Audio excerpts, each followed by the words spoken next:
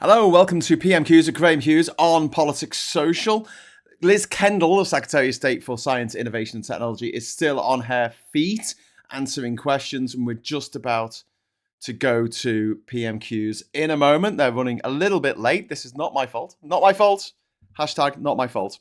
They're running a bit late. Not me, for a change. But would like to take this opportunity to say hi to Diz and Gallifreyan Wren and Billy Kershaw and Vendetta in the chat. If you'd like to join them, all you need to do is give us a like, give us a subscribe, and we'll all have cake.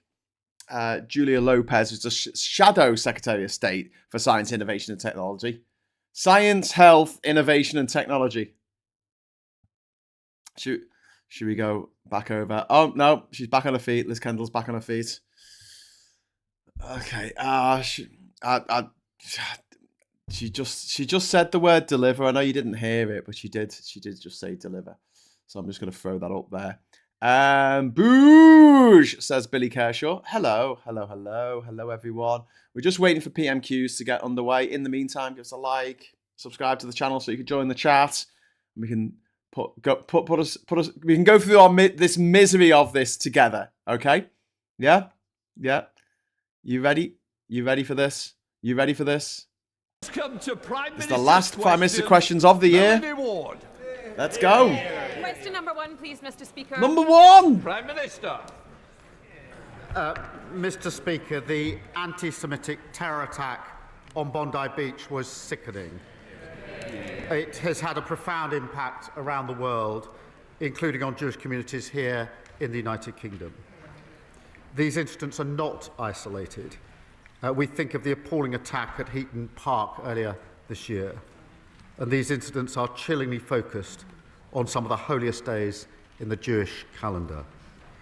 Mr. Speaker, I've been in touch over the last few days with the Community Security Trust, the Home Office and the Chief Rabbi about security for Hanukkah events here in the United Kingdom.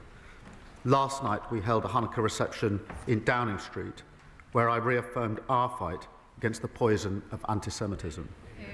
We will use all of our powers to make sure Jewish communities are safe and secure, as they should be. Mr. Speaker, may I also take this opportunity to wish you, all the staff in Parliament, every member and their families across the House, a very happy Christmas, and a little festive advice to those in reform. If mysterious men from the East appear bearing gifts... Very good. Very good. This time... Fuck off, clown man. This time, report it to the police. Mr. Speaker, this morning... Oh yeah, so funny. Ha ha ha. Ministerial colleagues and others. Like a twat. In addition to my duties in this House, I shall have further report such to the police, you later today. fucking corrupt little traitor. Get into jail where you belong. Thank you, Mr. Speaker. I associate myself with the Prime Minister's condemnation of the horrific attacks in Australia. We must be clear that anti-Semitic terrorism is always an outrage. Mr. Speaker, at Christmas time, many across our country will be thinking of Bethlehem, where the situation remains extremely difficult. The government's important scheme for students from Gaza with scholarships to study in the UK expires on the 31st of December, but a number of scholarship holders and their children have not yet been permitted to leave Gaza. If this scheme closes, these brilliant Palestinians will lose their university places and we will lose their talent. Will the Prime Minister extend the UK's existing scheme into next year to prevent this from happening? Prime Minister. Can I thank her? And I know that Gazan students face huge challenges in taking up their places, and we're considering solutions for those yet to arrive. But I do want to be clear, I want them to be able to take up their places and continue their education in the United Kingdom. I'm proud we've also created the medical evacuation scheme for children from Gaza, and last week I met some of those who've been brought to the United Kingdom for specialist treatment in the NHS. Mr. Speaker, we continue to focus on aid into Gaza, and I'll make sure my honourable friend is kept updated on the next steps for students. Leader of the Opposition, Kemi Beno. Oh, here we go. Mr. Speaker, can I thank the Prime Minister for his words on anti-Semitism? What happened at Bondi Beach was an atrocity. But words of solidarity are not enough. We know the evil we face. Islamic extremism is a threat to Western civilization. It abuses our democracies and subverts our institutions. It is incompatible with British values. So it is not enough just to protect Jewish communities. We must drive Islamic extremism out of this country. Mr. Speaker, I would also like to send my best wishes to our armed forces, to the emergency services, and to everyone who will be working over Christmas. And I would also like to take this opportunity to wish you, Mr. Speaker, the House staff, and all members of this House, including the Prime Minister, a very Merry Christmas. Mr. Speaker, it is the Prime Minister's second Christmas in Downing Street, and by his own admission, he's not in control. What? He says nothing happens when he pulls the levers. Does he blame himself or the levers?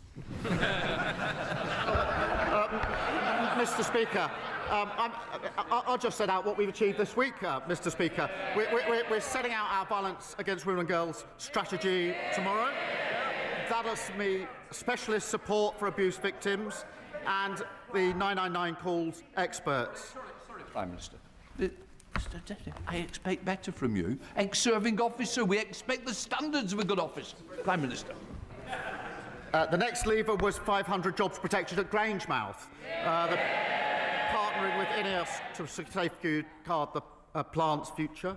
Next lever was Erasmus scheme, which is being announced later on today from January 2027. The next lever, Mr. Speaker, the Employment Rights Bill, became law. The biggest uplift in workers' rights in a generation. I've got a whole more list, Mr. Speaker. I could go on for a very long time. God, well, this is fun, isn't it? I'm not sure exactly what that had to do with the question, Mr. Speaker. The fact is, the Prime Minister promised economic growth, but the only thing that's grown is his list of broken promises. He promised to reduce unemployment, but yesterday, unemployment hit its highest level since the pandemic. It has gone up every single month since he came into office. Why is that? Mr. Speaker, 14 years, go on. 350,000 people, more people in work this year.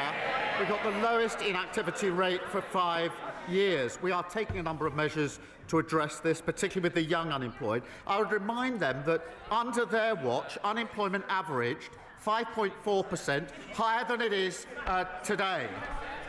You two. Mr. Speaker, I don't know what planet the Prime Minister is living on, but unemployment has gone up every single month under him. Youth unemployment, record levels. Graduate recruitment, lowest ever.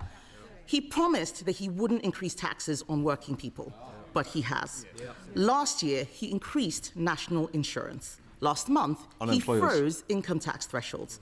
So will the Prime Minister finally be honest and admit he broke his promise on tax? Prime Minister. Mr. Speaker, I'm very proud that in the budget we had record investment into our public services, we stabilised the economy, and we bore down on the cost of living. They voted against all those measures. But, Mr. Speaker, it is the season of goodwill. Let me congratulate the Leader of the Opposition. She's broken her own record since last week. Last week, 21 former Tory MPs had walked away to reform. She's broken that record because this week it's gone to 22. The former Vice Chair has now gone. So the question is, who's next? Now, it's hard to name anyone. Mr. Speaker, it's hard to name anyone because according to the Shadow Transport Secretary, the Shadow Cabinet is full of, he says, non-entities. That's you lot. He should know. Mr. Speaker, the Prime Minister is talking about non-entities. As he looked at his cabinet, a bunch of turkeys, they could fit right in a Burton Matthews factory. And he is one to talk. Last week, his MPs were calling him a caretaker Prime Minister. After what he's done to the economy, they should be calling him the Undertaker Prime Minister. Let's look at what else he's promised. The Prime Minister gave his word that he would help pubs. Yet they face a 15% rise in business rates because of his budget. Will the Prime Minister be honest and admit his taxes are forcing pubs to close? Prime Minister, she knows very well that the temporary relief that was put in place during COVID has come to an end. That was the scheme they put in place. We supported it, but it was always a temporary scheme coming to an end. We've now put in place a £4 billion transitional relief. We've also taken other measures, creating hospitality This is really zones, boring. greater Her jokes are licensing crap, freedoms, yeah. and tackling late payments. We're also bearing down on the cost of living, Mr. Speaker, so more people enjoy a drink or a meal out, freezing rail fares, freezing prescription charges, £150 off energy bills, driving wages up. What did they do in relation to each of those, Mr. Speaker? They voted against each and every one of those measures. Mr. Speaker, what pubs has he been speaking to? They've been barred from all of them. And let's look at another broken promise. I don't know why they're shaking their heads. It's not my fault they've got nowhere to drown their sorrows. Let's look at another broken promise. He promised to end the doctors' strike. He gave the doctors a 28.9% pay rise. Yep, What did he which they get in deserved. return? This morning, they've gone back on strike for the third time. In the middle of winter, in the middle of the worst flu crisis in years. Mr. Speaker, this shouldn't be allowed. We already banned Is it strikes blue by paint? the police and the army. Sorry, is it Why red paint? doesn't he put Sorry, patients first, Gallifreyan man. show some backbone, and ban doctors' strikes? Ban Mr. doctor Speaker, let me be strikes. clear about the strikes. They're dangerous and utterly irresponsible. And my message to resident doctors is don't abandon patients, work with us to improve conditions and rebuild the NHS. But, Mr. Speaker, they left the NHS absolutely on its knees, waiting lists through the roof and confidence absolutely rock bottom. Are you not going to take And, lectures? Mr. Speaker, I'll take no lectures for them. I love that I said that and then he said it. Than any year since the 1980s. He's not taking Mr. lectures. Speaker, of course he's not going to ban doctor strikes. He doesn't have the baubles. The trade unions didn't Holy just buy him. Fuck. They can Oh shake my- their heads. They can oh, shake their heads all Jesus they like. Christ. We all know who's running their party, and it's not him. The trade unions didn't just buy him for Oh, Christmas. that was they bought physically him for painful. life. And this matters for all those people out there facing a difficult new year. The Prime Minister has lost control. It's not the levers that don't work, it's him. He's breaking every promise he has made. He promised to bring down unemployment, it's up. He promised he wouldn't increase taxes, they're up. He promised to end the doctor's strike, they're on strike again. Mr. Speaker, he said his People main in the mission background were was trying to economic join growth, in with us saying but the up then, economy and then they is shrinking. stopped. With a year like that, is it any surprise that all his MPs want for Christmas is a new leader? Mr. Speaker, we got the Muppets Christmas Carol here. The defections are happening so fast that at Christmas the Leader of the Opposition is going to be left home alone. And the member for Runcorn is clearly dreaming of a white Christmas. But, Mr. Speaker, we know what the Leader of the Opposition wants for Christmas. Her list to Santa is this. Dear Santa, please freeze the minimum wage. Please push hundreds of thousands of kids back into poverty and scrap maternity leave. Merry Christmas from the Tories. Mr. Speaker, what we're bringing is cheaper mortgages, new rights for workers and lifting 500,000 people out of poverty. We've achieved more in 14 months than they achieved in 14 miserable years. Yay, 14 years! Thank you very much, Mr. Speaker. Ukraine is facing a fourth Christmas of war and loss. A Ukrainian family